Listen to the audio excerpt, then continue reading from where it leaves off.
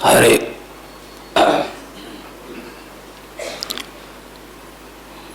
एक व्यक्ति का एक स्वभाव होता है परिणाम को जानना। संसार का काम हो, परमार्थ का काम हो, पहले हमारे मन में एक विचार आता है कि इस कार्य को करने से हमको क्या लाभ होगा, हम इस कार्य को क्यों करें। वो परिणाम देखता है। जब परिणाम प्रतिकूल होता है तब वो कार्य को प्रारंभ करता है। आज हम आप हमारे भाईजनों से सुन रहे थे परम भागवत का अवतरण पर्व का, पूर्व संध्या में बैठे हैं। बहुत से यहाँ नया सत्संगी भाई भी हैं। नया सत्संगी तो कहा नहीं जा सकता, सभी पुराना है। जिस दिन सूर्य उदय होता है, जिस घड़ी उदय होता है, सभी तो जगते नहीं हैं, लेकिन निद्रा जिस समय टूट जाए उसी समय मान लेते हैं कि सूर्य का उदय हो रहा है। ये सत्संग हम क्यों करें, इससे हमको क्या फायदा होगा।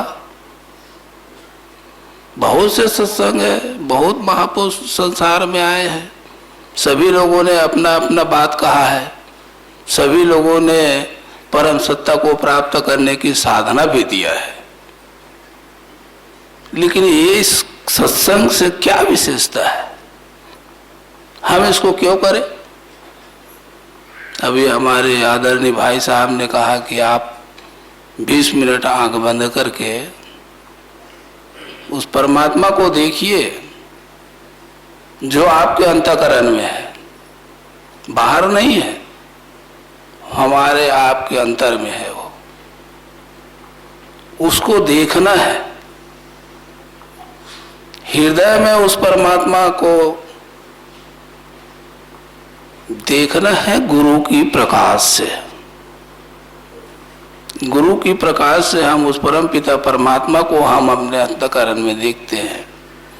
इससे क्या लाभ होता है, हमारे जन्म जन्म का संस्कार इससे धुलता है। कुसंस्कार हमारे अंतःकरण का कितने जन्मों का भरा पड़ा हुआ है वो धुल जाता है। हम आपने बहुत से भागवत प्रवचन, रामायण ग्रंथ, बहुत से सब सुनते आ रहे हैं। हमारे जीवन में क्या परिवर्तन होता है, जहाँ सुन रहे हैं वहाँ शांति और आनंद है, जहाँ वहाँ से गए तो फिर भूल गए, हमारे अंतर में संसार हावी हो जाता है। ये गुरु महाराज की जो साधना नित्य प्रति करता है उसके अंतःकरण में वो विकार दूर होते चला जाता है। अच्छा विचार हमारे अंतर में भरते चला जाता है, बुरा विचार निकलते चला जाता है। सुन रहे थे हम आप कि इसको सुबह शाम करना चाहिए नियमित, आधा घंटा सुबह और आधा घंटा शाम अगर हम आप लोग नियमित करें तो हमारे जीवन पवित्र होगा, मन निर्मल होगा। भगवान ने भी यही कहा है, निर्मल मन जन सो मोहि पावा। वो ये नहीं कहा है कि ये जात कर्म उसको प्राप्त करता है, ब्राह्मण क्षत्रिय, ऐसा कुछ नहीं। जो तपस्या करता है वो प्राप्त कर लेता है, ऐसा कुछ नहीं है। जो साधना करता है गुरु के सम्मुख होकर उसका हृदय निर्मल होता है, मैं वहां वास करता हूं।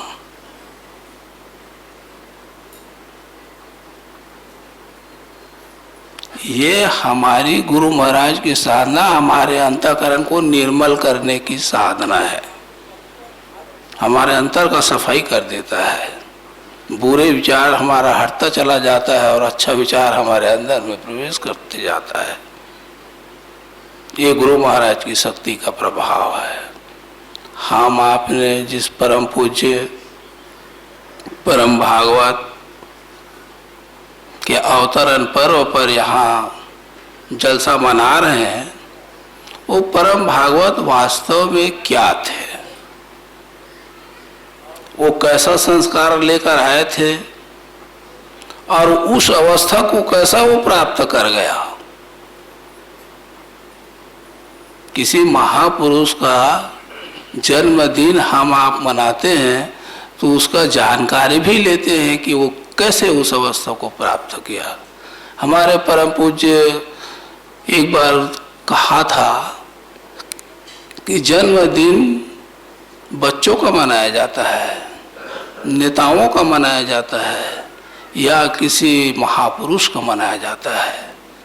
हम लोगों का परम सौभाग्य है कि ऐसे महापुरुष के अवतरण पर्व पर यहाँ पर उपस्थिति है जहाँ कुछ करने की आवश्यकता नहीं है।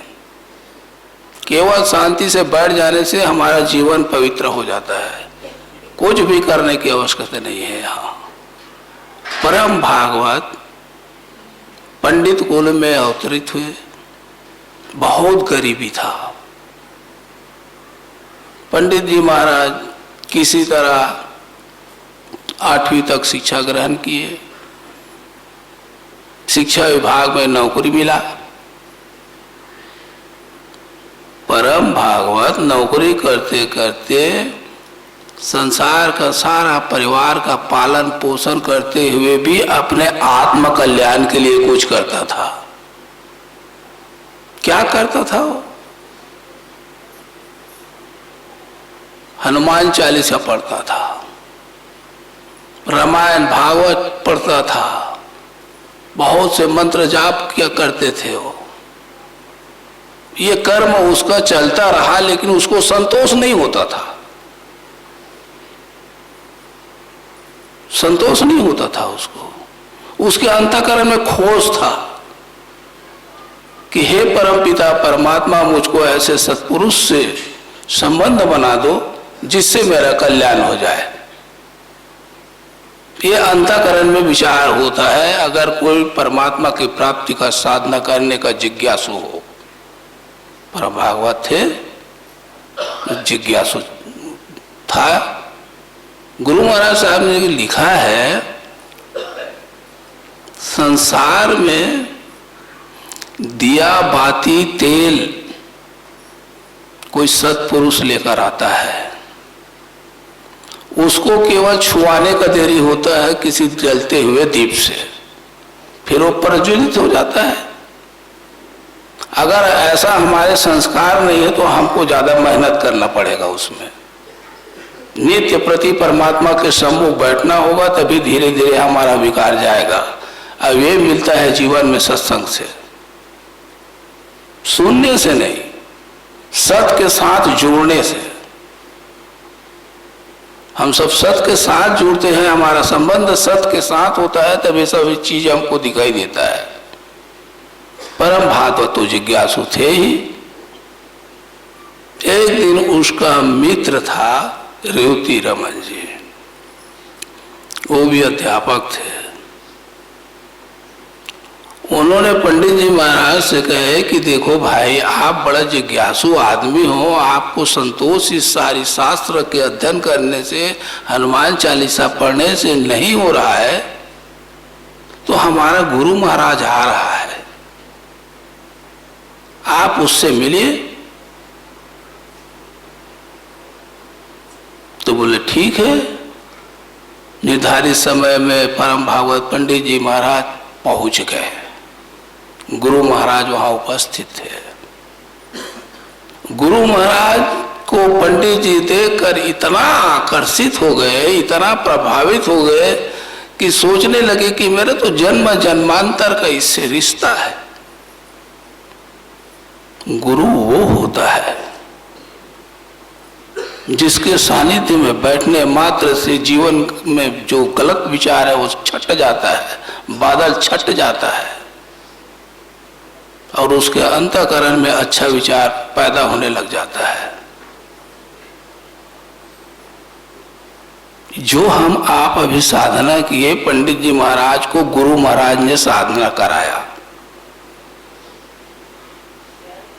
और कहा, पंडित जी आप तो विद्वान हो ही, शास्त्रों का ज्ञाता हो, लेकिन परमात्मा का चिंतन और ध्यान नियमित करो आप।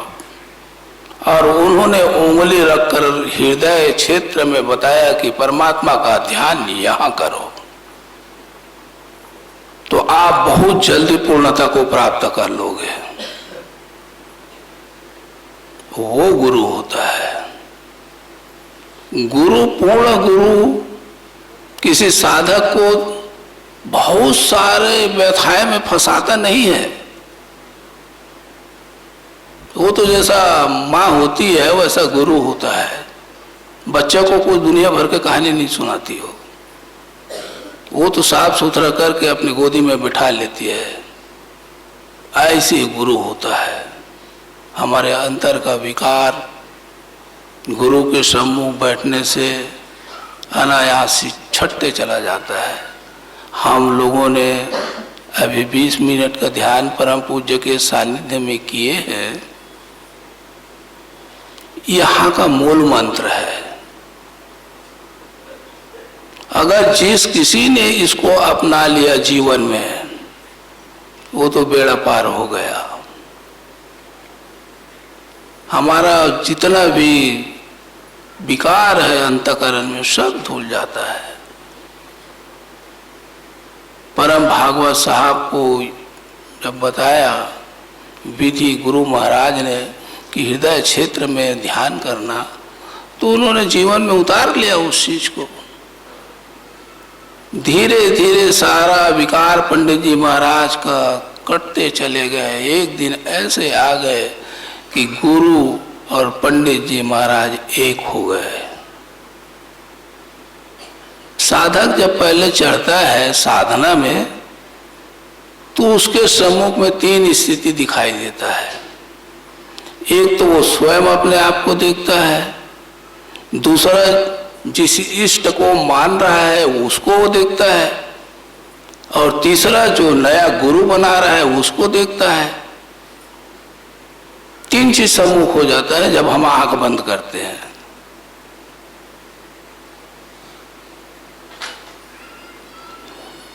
गुरु महाराज साहब ने कहा है ये साधना धीरे धीरे आप करते रहोगे तो गुरु और आपका इष्ट एक हो जाएगा। आप गुरु को ईश्वर में देखोगे, ईश्वर को गुरु में देखोगे।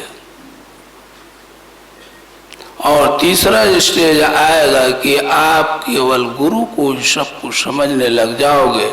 आप अपने आप का, अपने जीवन को गुरु में समर्पित कर दोगे, उस समय आप पूर्ण हो जाओगे। ये इतना सरल सी साधना गुरु महाराज साहब ने जो दिया है, उन्होंने क्या कहा है हमारे जीवन के लिए कि भाई तुम सुबह और शाम परमात्मा के चिंतन में बैठ जाया करो। साधना तुम लोगों से नहीं हो पाएगा। संसारिक लोग है, गृहस्थ का सारा काम है, लेकिन तुमको अपना आत्म कल्याण भी करना है। आप बैठ जाइए मेरे सम्मुख होकर, साधना मैं तुम्हारे लिए करूंगा।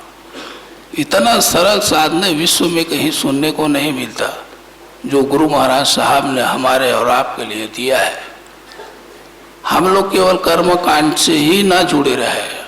कर्म कांड तो करे, हमारा व्यवहार है, लेकिन कर्म कांड से ऊपर होकर आत्मा अपने कल्याण के लिए गुरु महाराज की बताए हुए साधना नियमित करते रहे। गुरु महाराज साहब ने कहा है कि भाई जिस तरह से आप भोजन 2 समय करते हो, आपको अपने दिनचर्या के लिए पूरा ऊर्जा 24 घंटा के लिए मिल जाता है। इसी तरह अपने मन के कल्याण, अपने आत्मा के कल्याण के सुबह शाम परमात्मा के ध्यान करो। उस ध्यान से तुम्हारा मन विकारों से हटता चला जाएगा, अच्छा विचार आपके अंदर आएगा। ये जीवन में सुख, शांति और आनंद केवल मन का खेल है, और शांति कहीं बाहर नहीं है। शांति हमारे आपके अंतर में है। केवल विचार को परिवर्तन करने की आवश्यकता है, और ये गुरु महाराज की जो साधना है विचार को अनायास परिवर्तन कर देता है। हम सभी भाई बहनों का बड़ा ही सौभाग्य है कि परम पूज्य के सानिध्य में गुरु महाराज द्वारा बताए हुए साधना को करने का प्रयास किए। इस समय उनका यहाँ उपस्थिति है।